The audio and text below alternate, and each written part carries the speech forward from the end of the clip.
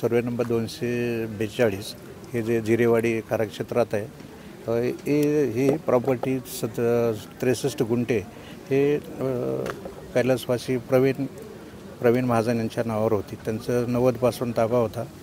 मात्र काही जे लोक आहेत त्या लोकांनी त्यांना फसवून इथं बोलावून घेतलं की तुमची प्रॉपर्टी आम्हाला सापडली आहे, आम्ही तुम्हाला चांगली किंमत मिळवून देतो. त्यांना फक्त 22 लाखाची रजिस्ट्री केली आणि 26 लाखाची रजिस्ट्री केली. फक्त 22 लाख दिले. त्याच्यातले 1 लाख रुपये ज्यांना घेऊन आले त्यांच्याकडून घेतले आणि त्याचे जे संभाषण आम्ही रेकॉर्ड ठेवलेले आहेत की यामागं कोण आहे. आणि हे जमीन पंडित अण्णा मुंडे यांच्या समाधीच्या बाजूलाच आहे आणि ह्या बीडचा जो बायपास आहे, परळी बीड बायपास, त्या रोडवर आहे. त्याची किंमत फक्त 27 गुंठ्याची जो 58 लाख रुपये शासनाचे मिळाले. की असं फसवणूक केली की मोठी प्रॉपर्टी करोडो रुपयाची असून काही लोक जे होते गोविंद केंद्रे काही जे हे होते गोविंद मुंडे, तर माझ्या फाईल आहेत दाखवेल त्याच्यात, की ह्या लोकांनी त्यांना आम्ही तुमची प्रॉपर्टी मिळवून देतो, पैसे मिळवून देतो असं रात्री त्यांना बोलून रजिस्ट्री करून घेतली. त्यांना नॉमिनल मुलगा मुलगी ते आले होते, सगळे घाबरलेले होते. त्याच्यामुळे आम्ही तिथं दिवाणी दावा दाखल केलेला आहे.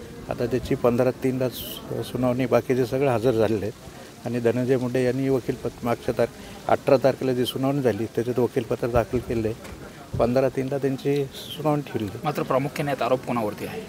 आमचा आरोप असा आहे की त्यांचे जे हस्तक आहेत, वाल्मिक कराड, ह्या लोकांनी त्यांना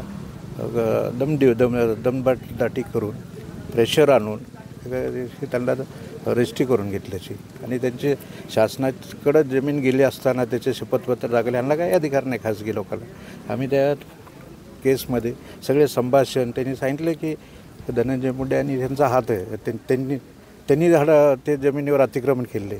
जर आम्हाला विकली तर आम्ही सोडू शकतो असं त्यांनी फसवून त्याच्या सगळे संभाषण आम्ही रेकॉर्डवर जोडलेले त्यांचं. असं फसवूनही केलेलं आहे. कारण जमीन 26 लाखापेक्षा जास्त किंमत आहे. 27 गुंठ्याची त्यांना 58 लाख रुपये मिळाले. त्याचं वाढीव आज आम्ही दाखल करतो आहे. पण गोविंद मुंडेंचं म्हणणं असं ते कसं आहे, ते कशाला मान्य करतील? रजिस्ट्री झाली तर रजिस्ट्री झाली, जर फसवून झाली तर रद्द होऊ शकते. त्यासाठीच आमचा दावाच त्यासाठी आहे. त्यांचा आता त्याचा डिफेन्स राहील, त्याचं म्हणणं मागेल, त्याचं साक्षीपुरावा होईल ना.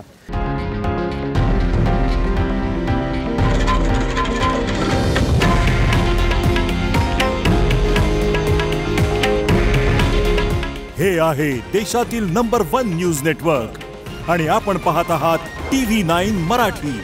काळजी तुमची, हित महाराष्ट्राचं.